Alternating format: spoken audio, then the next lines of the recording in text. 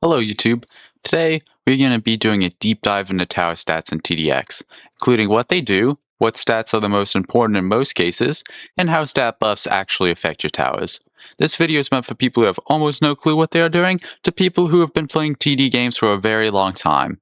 I guarantee you will at least learn one thing. Starting off with stats.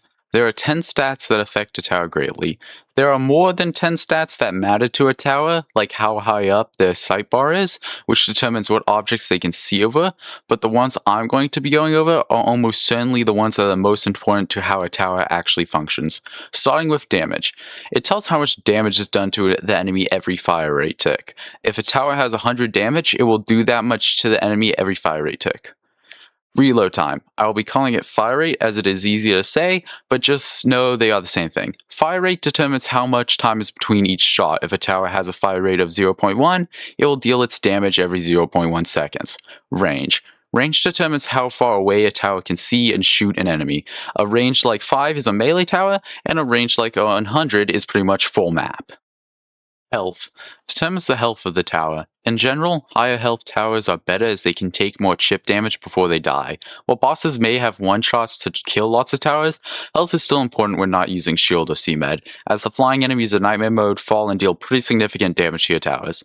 Total cost. The total cost of a tower is how much it costs to get the tower to certain upgrade points. For example, the total cost of a 2.5 helicopter is $137,900.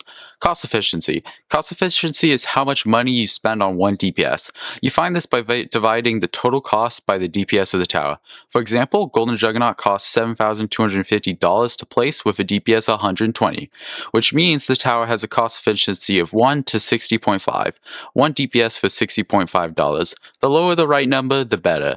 Shots per second, or SPS. SPS is how many times a tower's fire rate tick is activated in a second. You can determine this by dividing 1 by the fire rate of the tower. If a tower has a fire rate of 0.2, it has an SPS of 5, since it will shoot 5 times in a second. Damage per second, or DPS. DPS is how much damage is done in a second by a tower to an enemy.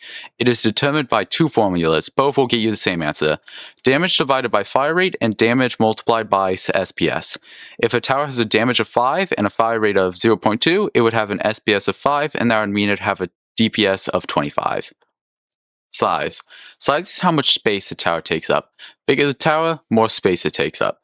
In general, the bigger towers are, the better they are, but the downside is that you can fit less of them. And finally, there's what I call generic. Generic counts for a lot of different things. For example, EGA doesn't have a single way to deal damage, and instead buffs towers, which is the same with towers like Medic with its heal and Shield Tower with its shield stat. I'm also counting things like aim time and burst. Passives are also included with these, like helicopters' missiles or spawn time for spawners. Basically anything that is not on every tower or something like a tower's gimmick. I'm pretty sure that is every important stat to a tower. I might have forgotten one or two. I'm sorry if I did. Now I'm going to be ranking these stats from least important to most important. Every single stat here varies in which one is most important from tower to tower, and every stat is very important on how a tower actually functions. But on average, some stats are more important than others. So I'll be looking at how good they are on average. Tying at the bottom of the list, we have cost efficiency and generic. Both of these are highly situational. With cost efficiency, it really is only important with modes that have low amounts of money, but like 90% of TDX is incredibly loose on the money intake. Nightmare mode, you get multi-million-dollar towers, and you can get so many of them.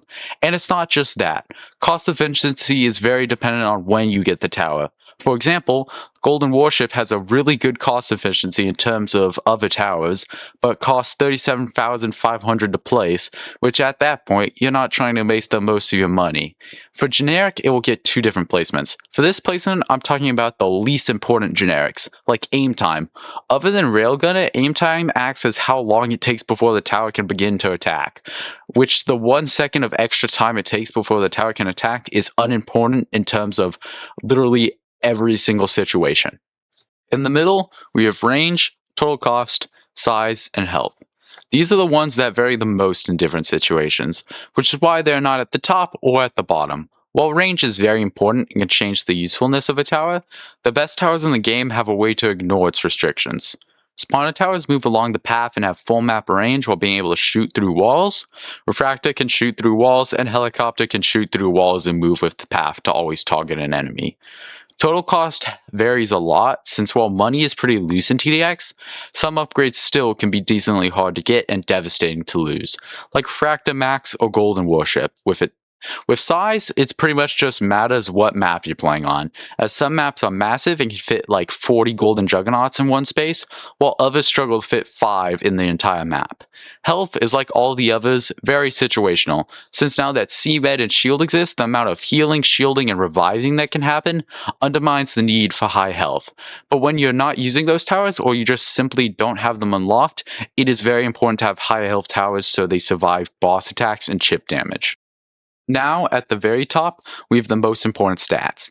These are all incredibly important to the viability of the tower. Damage, reload time, SPS, DPS, and generic. For damage, reload time, and SPS, all of these are stats that affect DPS, which is arguably the single most important stat in the game. So therefore, these stats are equally as important. Since DPS is how much damage you can output and you need the killed enemy to win, it means DPS is very, very, very important. For generic, while it varies just as much as the middle ranking stats, how good like the peak of generic is makes it deserving of the 2 spots. Generic basically is what makes the best towers in the game. Look at Refractor, damage over time and see through walls makes it insane. It lets Helicopter move around and have full map range. It lets War Machine knock back bosses, just to name a few. For the final part of this video, we are going to discuss stat buffs and the biggest misconceptions about them. To start off, there are 4 major stat buffs. They are damage, fire rate, range, and discount. Most people probably know what they do or can at least inference it, but I'm still going to explain each one. Damage increases a tower's damage by a certain percentage. If you have a tower with a 10 damage and it got a 50% damage buff, to find the new damage you'd multiply 10 by 1.5 to get 15. This next one is a little tricky. Fire rate. Unlike what this buff suggests, it does not actually directly affect a tower's fire rate. It actually affects a tower's SPS. For example, a 2/2 Ghost has a fire rate of 0.2 and an SPS of 5. When affected by a 20% fire rate buff, what happens is the Ghost's SPS, 5, would be multiplied by the buff, 1.2. Doing this, the Ghost's SPS becomes 6, but to increase the SPS, the fire rate also has to increase, which can be determined by dividing 1 by the new SPS. This will tell us the intervals between when each shot happens to attack 6 times per second. The number we get is 0.166 repeating, which is the new fire rate, though this is not what is shown on the tower stats, since TDX rounds when dealing with numbers to the third decimal place, which is why Ghost is shown as having 0.17 fire rate. You don't lose the extra DPS from rounding, it is just what is shown to the player. This is why sometimes on the tower bar, you get a DPS that isn't computable by looking at the stats. Okay, that was a lot. I hope I didn't confuse you. That was the simplest way I could find to explain it. Hopefully someone else can explain it in simpler terms in the comments. Range. Increases the range by a percentage. If you have a 20% range buff on a tower with 100 range, you would multiply 100 by 1.2 and get 120 range. And finally, discounts. Discounts, like the name suggests, discounts the tower's upgrade cost as well as placement cost. But you do need the shown amount of money to place the tower. You just keep the extra money. Discounts do not affect the max upgrade of a tower, making them less useful than in other games like TDS, but they still are very crucial when dealing with very expensive towers like Behemoth. Those are all the main stat boosts. Right now, I'm going to not worry about the range and discount boosts and only focus on the DPS affecting boosts, so I can go over the biggest misconception about them.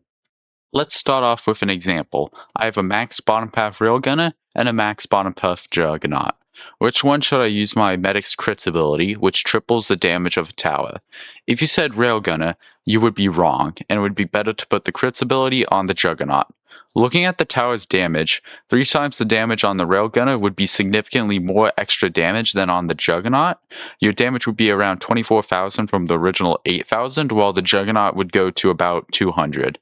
The amount of added damage is significantly higher on the railgunner, but that does not matter. Going back to the DPS formula, damage over fire rate, due to math, if you multiply the damage by 3 and you don't change the fire rate, the DPS would be 3 times larger. So the tower with the highest DPS would be the best one to use the crits ability on. Which Juggernaut has a higher DPS, making it better? This is also true about fire rate buffs. It doesn't matter if the tower has a 10-second fire rate or a 0.1 second fire rate, as both when applied with 40% fire rate buff will increase the DPS of the tower by 40%. To take advantage of this, you should know the 6 main buffs. Starting with the one I said before, the crits ability on Bond Path Medic, giving a 200% damage boost.